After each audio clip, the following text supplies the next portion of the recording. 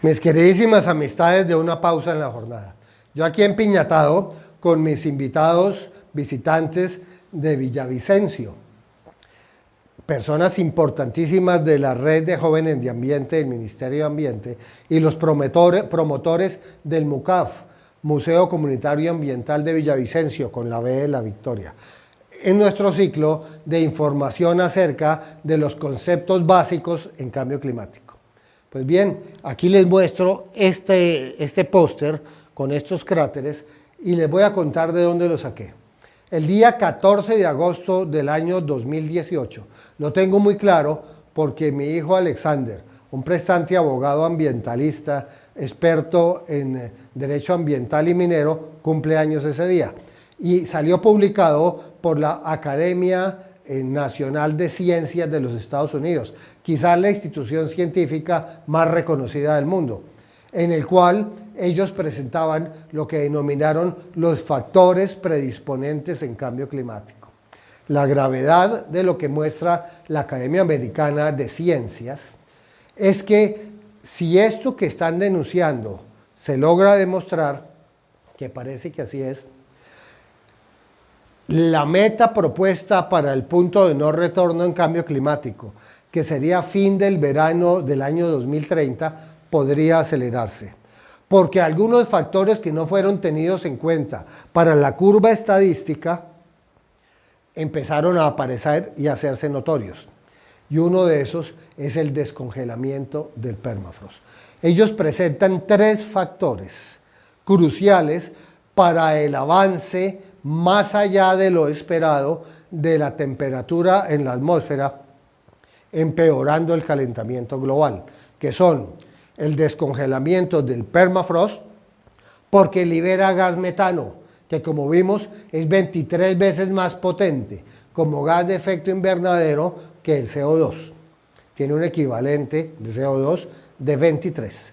El otro es la tala indiscriminada de árboles, o sea, la deforestación, que reduce la captación de carbono por la tierra y debido a la acidificación de los océanos y a la proliferación de las algas que producen azufre, los pastos marinos, las algas superficiales, el plancton y los manglares están desapareciendo, que son los mayores captadores y sumidores de CO2 que existen. ¿Eso qué significa? Que ellos cogen el CO2 que está en la atmósfera, fruto de la quema de combustibles fósiles, lo incorporan por sus hojas y lo transforman en parte estructural y en comida.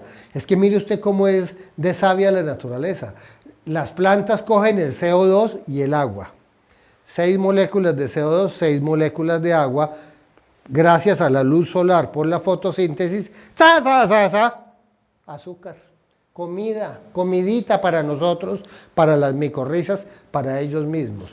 Eso es algo maravilloso, pero si nosotros disminuimos la superficie de pastos marinos, de algas marinas, de manglar y de bosques, pues no va a haber suficiente biomasa para capturar esa enorme cantidad de CO2 que estamos emitiendo, sumiéndola al suelo, porque el CO2 se originó al sacar el carbono del subsuelo. Lo mandamos a la atmósfera de locos, ¿sí? Y la única forma es devolverlo de nuevo al suelo. Ese sería el ciclo. En derecho y en ambiente las cosas se desatan como se atan. Y si salió del subsuelo, pues la solución es volver a meterlo. Y para eso necesitamos plantas. Y nosotros estamos talándolas. Y seguimos emitiendo. Somos suicidas. Pues miren lo que encontraron ellos. Además de esto, se van a generar incendios. Entonces sume descongelamiento del permafrost, sume disminución de los pastos y de las algas, sume tala de bosques y sume incendios forestales, y tiene usted ahí los ingredientes perfectos para el colapso de la civilización de Occidente, para la crisis climática, para el cataclismo ambiental, para la sexta extinción masiva sobre la Tierra. Y eso es responsabilidad de nosotros, de nosotros. Entonces algo tenemos que hacer. Pero ampliemos un poquito más en lo que dice la Academia Americana de Ciencias. ¿Ustedes han oído hablar del oleoducto transiberiano? Ustedes saben que toda Europa depende de Rusia para no morirse de frío, porque empezando por Alemania y todos los demás países, bueno, Francia tiene energía nuclear, pero los otros no, dependen del gas ruso de Siberia para calentar sus hogares en invierno. Entonces se creó el oleoducto de más capacidad en el planeta, que es el transiberiano. Y ese oleoducto es vigilado las 24 horas al día por unos drones.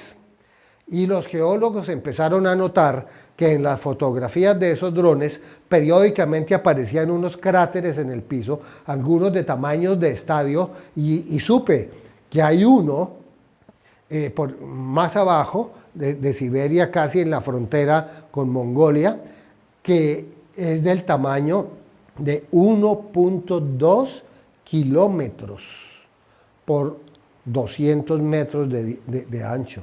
Eso es gigantesco.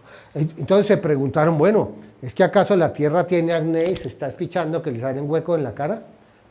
Y fueron a averiguar qué era lo que pasaba. Imagínense que donde aparecen era donde había permafrost, que como vimos es ese suelo lodoso de hace 35.000 a 15.000 años que quedó debajo de las glaciaciones. Desde esa época se congeló y todos los bosques, los animales, los mamuts, los renos gigantes, bueno, todos esos animalazos que había se quedaron ahí congelados y ahí están todavía. Ellos no se han terminado de descomponer. Por el calentamiento global, el hielo empezó a derretirse y el suelo empezó a recibir sol. Y como el suelo es oscuro, absorbió la energía, no la reflejó. Y esa energía hizo que esas bacterias que estaban congeladas hacía 30.000 años volvieran a la vida y empezaron a alimentarse. ¿Y cuál es el residuo? ¿Cuáles son los peitos de la bacteria que está comiendo al mamut y al pino y al ciprés y al alce y al reno?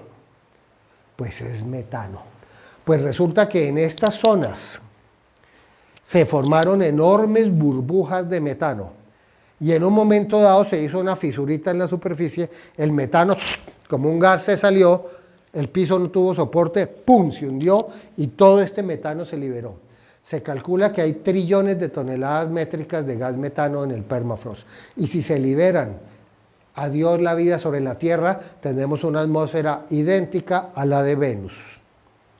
Academia Americana de Ciencias de los Estados Unidos. Entonces, esto es serio.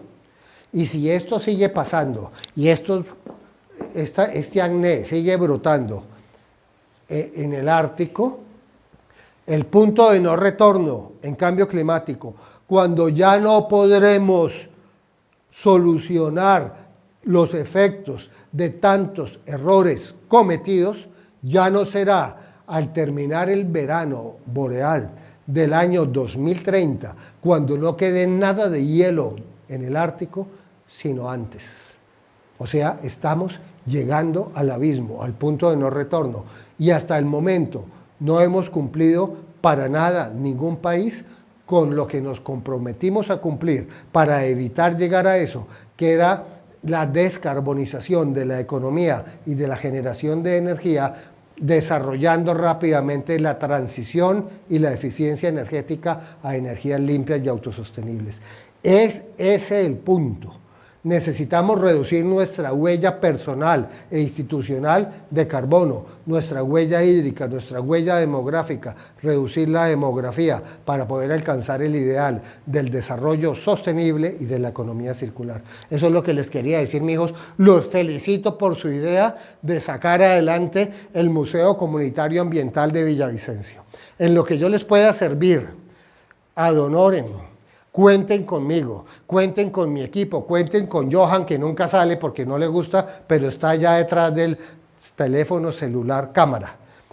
Con los scouts, con los líderes scout, con las profesoras que tenemos en el Ministerio de Ambiente, que son maravillosas, y saquen adelante un proyecto que sea genial. Y creo que la comunidad de Villavicencio y la clase política los va a apoyar, porque ya se dieron cuenta con el video anterior que uno de los departamentos que la va a pasar peor de mal es Meta, porque está en el pie de monte, porque se va a ver afectado por la variación climática en la cordillera con deslaves y no va a haber infraestructura que resista. Pero además se van a inundar y se van a quemar en la otra fase. Y se van a fregar.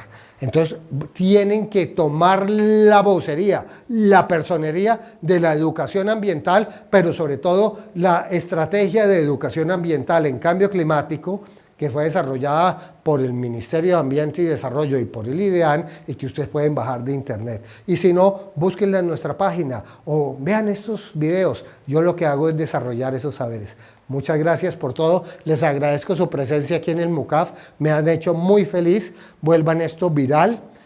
Compartamos esto porque en verdad es de supervivencia.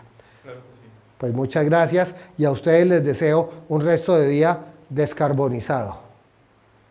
Feliz y con esperanza, porque si bien estamos muy cerca del punto de no retorno, yo soy una persona que tiene 2 nietos que adora, o sea, yo tengo que tener una esperanza remota, pero es mejor tener una esperanza remota a no tener ni la más remota. Gracias.